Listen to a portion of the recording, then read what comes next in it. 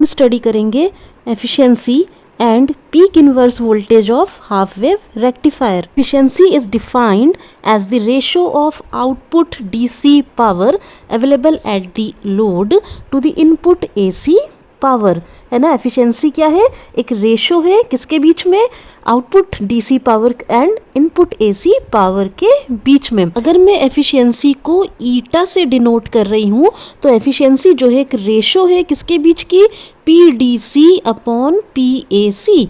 यानी कि वो डीसी पावर जो कि लोड पे आउटपुट पे आपको मिल रही है डिवाइडेड बाय वो एसी पावर जो कि इनपुट पे मिल रही है. यानी कि ये रेशो है किसके किसके बीच का?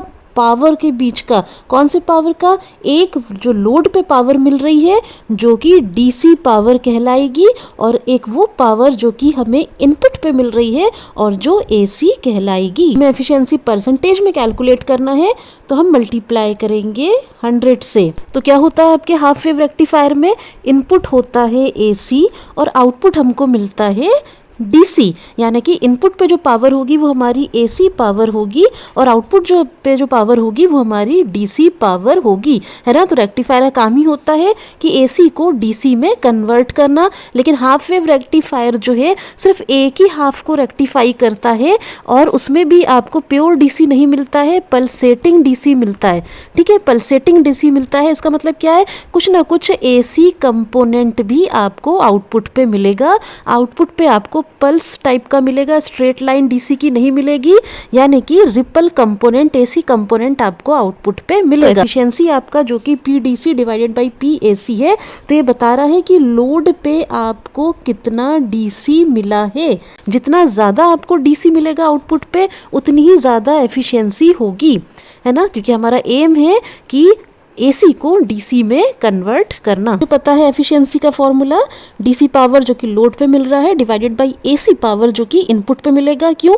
क्योंकि इनपुट होगा आपका एसी सिग्नल और जो लोड पे मिलना चाहिए वो हम चाहते हैं कि हमको डीसी मिले. इसलिए लोड पे हम डीसी पावर ले रहे हैं और इनपुट पे हम एसी पावर ले रहे हैं. परसेंटेज में निकालेंगे तो मल्टीप्लाई कर देंगे 100 से. सबसे पहले हम देखते हैं कि ये डीसी पावर क्या है.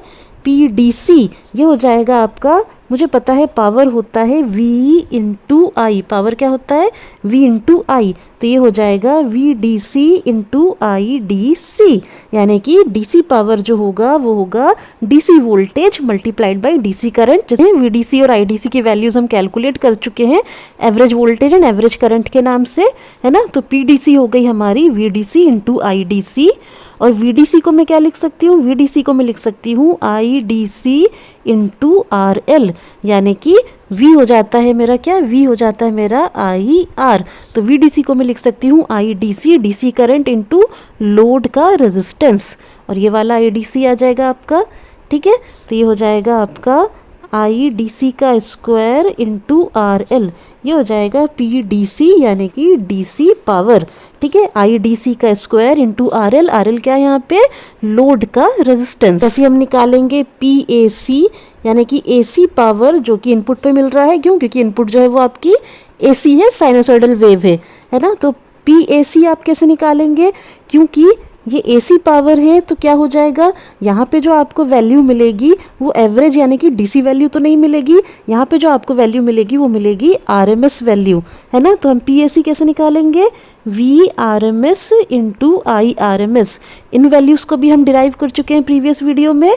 RMS value of the voltage and RMS value of the current. अगर कोई साइनोसॉइडल सिग्नल है तो हम उसकी RMS वैल्यू यानी कि रूट मीन स्क्वायर वैल्यू उसके वोल्टेज की और उसके करंट की निकाल सकते हैं जो कि प्रीवियस वीडियो में हम डिराइव कर चुके हैं. हम VRMS को कैसे लिख सकते हैं? IRMS इंटू RL मतलब लोड का रेजिस्टेंस इंटू ये वाला IRMS. तो ये क्या हो जाएगा? IRMS का स्क्वायर इंटू RL. ये क्या हो जाएगी आपकी? AC power. अब PDC भी आ गया है आपके पास, PAC भी आ गया है. क्या करना है? एफिशिएंसी निकालना है यानी कि दोनों का रेशो निकालना है. ये क्या हो जाएगा? PDC हो जाएगा IDC का स्क्वायर इंटू RL और PAC हो जाएगा IRMS का स्क्वायर इंटू RL. है ना. इनके लिए आपको मेरी प्रीवियस वीडियोस देखना ज़रूरी है कि VDC, IDC, VRMS, IRMS हमने कैसे कैलकुलेट किया है और उनकी क्या वैल्यूज़ आई थी. ठीक है। आई डी सी की क्या वैल्यू आई थी आपकी, आई डी सी की वैल्यू आई थी आपकी I am upon pi, I am upon pi और इसका स्क्वायर हो जाएगा इंटू आर एल। वैसी आई आर एम एस की क्या वैल्यू आई थी, ये वैल्यू आई थी आपकी आई एम अपॉन 2 और इसका स्क्वायर हो जाएगा इंटू आर एल। ये दोनों वैल्यू हम पहले वीडियोज़ में डिराइव कर चुके हैं, ठीक है। आर एल आपका कट जाएगा और यहाँ पे आई एम आपका कट जाएगा, तो ये वैल्यू क्या हो जाएगी आपकी एफिशिएंसी की, ये 2 ऊपर जाएगा और 2 का स्क्वायर है ना, 2 का स्क्वायर है यानी कि 4 हो जाएगा और ये हो जाएगा पाई का स्क्वायर, पाई का स्क्वायर। तो ये वैल्यू क्या आ जाएगी आपकी 4 अपॉन पाई स्क्वायर यानी कि 0.406 और अगर परसेंटेज में निकालना है तो करेंगे इंटू 100। तो एफिशिएंसी यहाँ पे क्या आ जाएगी 40.609%। इसका क्या मतलब हुआ 40.069% का कि एफिशिएंसी आपको 50% भी नहीं मिल रही है हाफ वेव रेक्टिफायर में। हम तो बोल रहे हैं कि हाफ वेव रेक्टिफायर जो है एक हाफ को रेक्टिफाई करेगा, यानी कम से कम 50% तो आपको रेक्टिफिकेशन मिलनी थी, एफिशिएंसी आपको 50% तो मिलनी थी, लेकिन 50% भी नहीं मिली है, सिर्फ आपको मिली है 40.609%। यानी हाफ वेव रेक्टिफायर की एफिशिएंसी जो होती है वो पुअर होती है, या हम कहेंगे वेरी पुअर होती है, क्योंकि हाफ वेव भी सही से रेक्टिफाई नहीं हो रही है ना। इसका क्या मतलब है कि अब हमको अप्रोच करना पड़ेगा फुल वेव रेक्टिफायर की तरफ, हमको फुल वेव रेक्टिफायर की ज़रूरत होगी। नाउ नेक्स्ट हम पढ़ेंगे पीक इनवर्स वोल्टेज यानी कि PIV, या हम इसको बोल सकते हैं पीक रिवर्स वोल्टेज यानी कि PRV of half wave rectifier. तो हमें पढ़ना हाफ वेव रेक्टिफायर का पीक इनवर्स वोल्टेज या पीक रिवर्स वोल्टेज क्या होता है ना। इसकी डेफिनेशन हम देखते हैं कि PIV is the maximum reverse bias voltage that a diode can tolerate और withstand before entering to breakdown reason.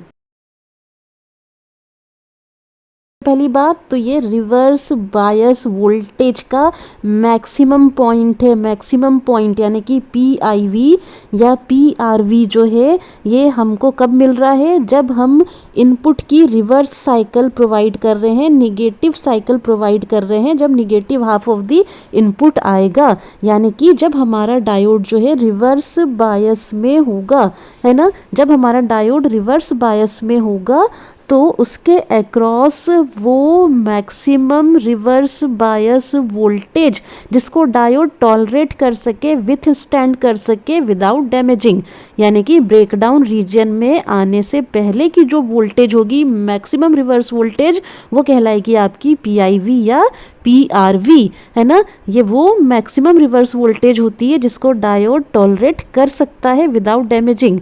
उसके बाद अगर इस PIV के बाद आपकी रिवर्स बायस वोल्टेज बढ़ती है तो आपका डायोड इसे टॉलरेट नहीं कर पाएगा, उसके अक्रॉस इतना ज़्यादा टेम्परेचर हो जाएगा कि वो ब्रेकडाउन रीजन में एंटर हो जाएगा। जब आपकी इनपुट सिग्नल की निगेटिव साइकिल आएगी, निगेटिव साइकिल आएगी यानी कि माइनस यहाँ हो जाएगा, प्लस यहाँ हो जाएगा, निगेटिव साइकिल आई है तो आपके डायोड का एनोड निगेटिव हो जाएगा कैथोड के रिस्पेक्ट में, यानी डायोड हो जाएगा रिवर्स बायस में आ जाएगा, है ना। तो हमें आउटपुट पे जो करंट मिलेगी आई वो मिलेगी 0 और लोड के अक्रॉस जो हमें वोल्टेज मिलेगा VL या VO जो भी बोलिए ये भी हमको मिलेगा 0, है ना। और इस टाइम पे हम कह सकते हैं कि डायोड हमारा जो है रिवर्स बायस कंडीशन में है, यानी कि ओपन सर्किट की तरह बिहेव करेगा।